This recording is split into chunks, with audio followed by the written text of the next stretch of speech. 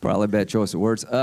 Now, you are my friend, and quite frankly... But I don't get your concern about Well, this. let me try to explain it to you. I know I talk slowly. I'll talk slower. I got an accent. I assume that your inability to understand my argument is based on me, not you, and I will... Lindsay, you're talking slow enough. Yeah, okay. No, I think I understood it. I just didn't agree with it. Here's the argument, Joe. There is no constitutional right to get on an airplane without being screened that I know of.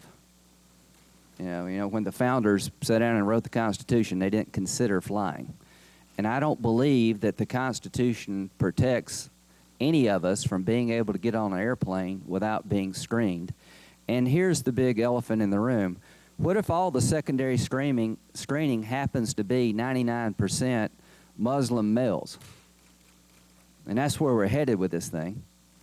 Only if they're on the terrorism watch list. Yeah, but here's the issue about profiling.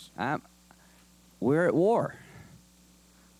And we've got to realize the profile of the enemy. And you don't want to focus on law-abiding American Muslim males who are serving in the military unjustifiably. So, as you said, Mayor Bloomberg, this is not about a religion. There are plenty of people in this country of the Muslim faith who are fighting and dying for this country. So we got to watch what we're doing and what we're saying here.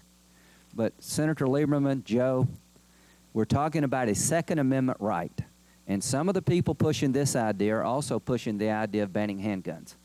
And I don't think banning handguns makes me safer, because every criminal who wants a gun seems to be able to get one. And I don't believe taking this concept of gun ownership and denying it, not after you've been convicted in a lawful court of a felony where you get your day in court with a lawyer and a jury, I think you're going too far here, because there's a huge difference between losing your gun rights based on a felony charge that was proven by a court of law and appealed and is a conviction on the books than being on some list that is at best suspect.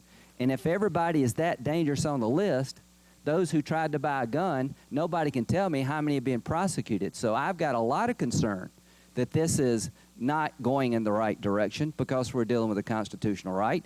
And I am very concerned about our gaps in our defenses.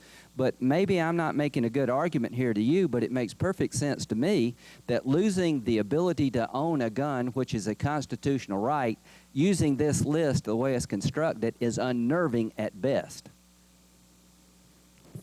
Well, you and I will continue this argument.